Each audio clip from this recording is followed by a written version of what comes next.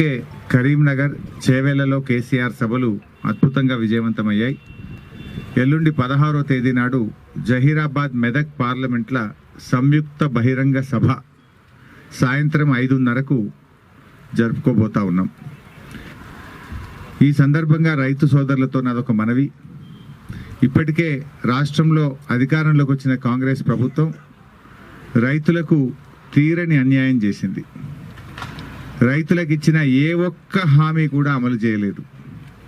రైతులకు 2 లక్షల రుణమాఫీ చేస్తామని మోసం, 500 వడ్లకు మక్కలకు శనగలకు బోనస్ ఇస్తామని మోసం, 24 గంటల కరెంట్ ఇస్తామని మోసం, 15,000 రైతు బంధు ఇస్తామని మోసం, కౌలు రైతులకు 15,000 రూపాయలు అందిస్తామని మోసం, వ్యవసాయ కూలీలకు 12,000 ఇస్తామని మోసం. అంటే రైతులకు 100 రోజుల్లోనే 6 గ్యారంటీలు అమలు చేస్తామని ఇవాళ ప్రజల్ని మోసపుచ్చింది రాష్ట్రంలో అధికారంలో ఉన్న కాంగ్రెస్ ప్రభుత్వం.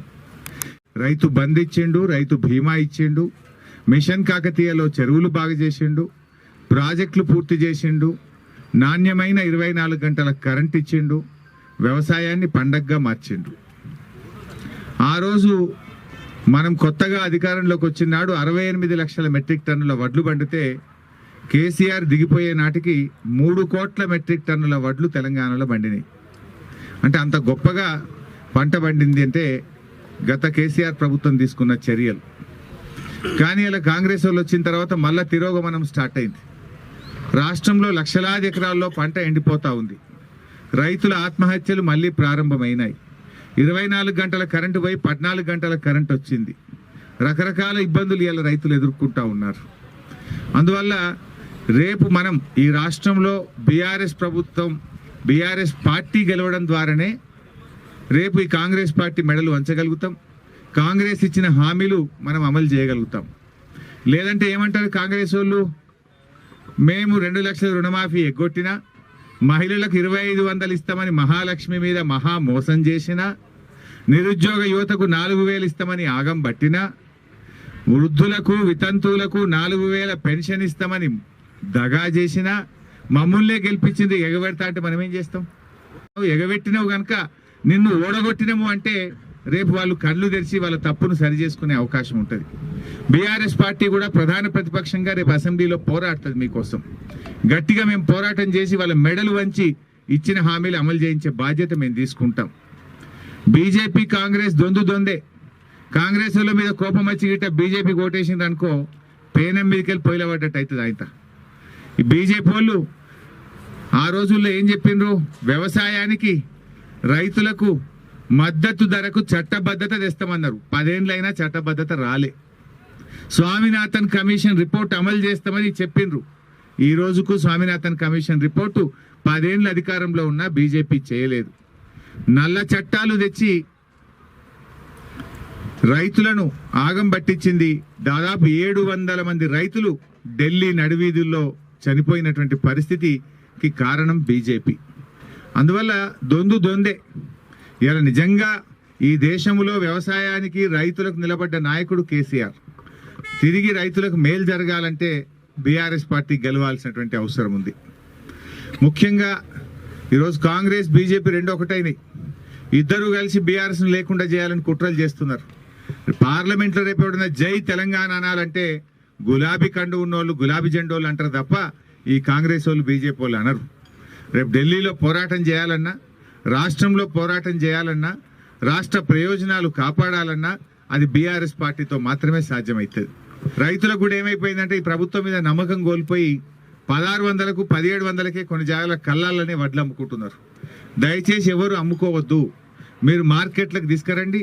2,203 రూపాయల మద్దతు ధర ఉన్నది. దాని మీద 500 బోనస్ కూడా కాంగ్రెస్ ప్రభుత్వం ఇవ్వాలి. అందువల్ల ఎవరు కూడా తొందరపడి అమ్మకండి. బీఆర్ఎస్ పార్టీ మీకు అండగా ఉంటుంది. అవసరమైతే కళ్ళాల్లో పండుకుంటాం, అవసరమైతే సెక్రటరియట్ ను ముట్టడించైనా సరే ప్రతి గింజకు మద్దతు ధర వచ్చేటట్టు బీఆర్ఎస్ పార్టీ మీకు అండగా ఉంటుంది. 6 కాలం కష్టపడ్డ రైతుకు 2,203 రూపాయల మద్దతు ధర రావాల్సిందే, 500 బోనస్ దక్కాల్సిందే. అందువల్ల రైతు సోదరులారా, తొందరపడి 1,600కు 1,700 కళ్ళాలు అమ్ముకోకండి. మీ కష్టానికి తగ్గ ఫలితం రావాలంటే ప్రభుత్వ కొనుగోలు కేంద్రాలకు వడ్లు తెచ్చి మద్దతు ధర పొందాలని చెప్పి నేను రైతుల్ని కోరుతా ఉన్నాం. పోస్ట్ కార్డు ఉద్యమం కూడా చేయాలని పిలుపునిస్తా ఉన్నా.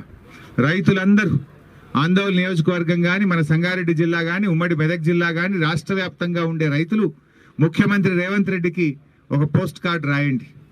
నువ్వు 100 రోజుల్లో అమలు చేస్తా అన్న 2 లక్షల రుణమాఫీ కానీ, మక్కలకు, వడ్లకు, శనగలకు ఇచ్చే 500 బోనస్ పార్లమెంట్ ఎన్నికల్లోపు ఇవ్వాలి. ఇవ్వకపోతే పార్లమెంట్ ఎన్నికల్లో మీకు గుణపాఠం తప్పదు అని రేవంత్ రెడ్డిని హెచ్చరిస్తూ రాష్ట్ర ముఖ్యమంత్రికి రాష్ట్ర వ్యాప్తంగా కూడా మీరు ఉత్తరాలు రాయండి, పోస్ట్ కార్డులు రాయండి అని నేను పిలుపునిస్తా ఉన్నాం.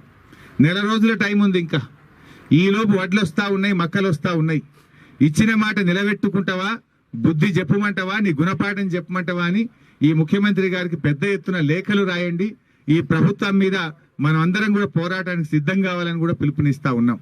ఎందుకంటే ఈ లేఖలు రాయించడంలో ముఖ్యంగా బీఆర్ఎస్ పార్టీ రైతు నాయకులు, కార్యకర్తలు కూడా చొరవ చూపి రైతుల దగ్గరికి వెళ్ళి రైతుల చేతనే ఉత్తరాలు ఈ ప్రభుత్వానికి రాయించండి, ఈ ముఖ్యమంత్రికి రాయించండి.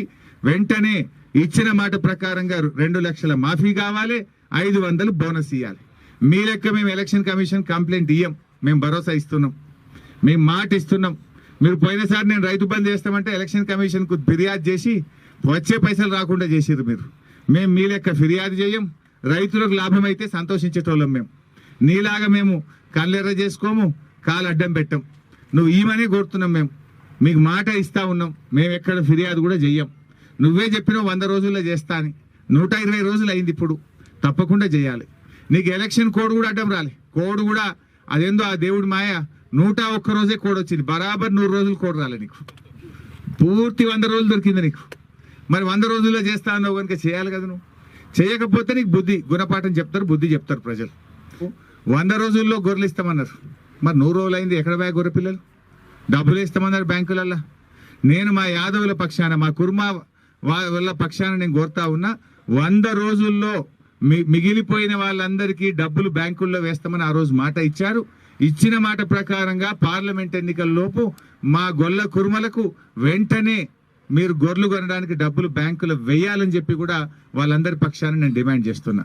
మీ మేనిఫెస్టోలో రాసిండు, కాంగ్రెస్ పార్టీ మేనిఫెస్టోలో ప్రభుత్వం ఏర్పడిన వెంటనే 2వ విడత గొర్రెల పంపిణీ ప్రారంభిస్తాం, వాళ్ళందరి అకౌంట్లలో డబ్బులు నేరుగా వేస్తామని చెప్పి మీరు ఎన్నికల సభల్లో చెప్పారు, మేనిఫెస్టోలో చెప్పారు. దాన్ని తక్షణమే అమలు చేయాలని చెప్పి గొల్ల కుర్మల పక్షాన ఈ ప్రభుత్వాన్ని డిమాండ్ చేస్తా ఉన్నారు.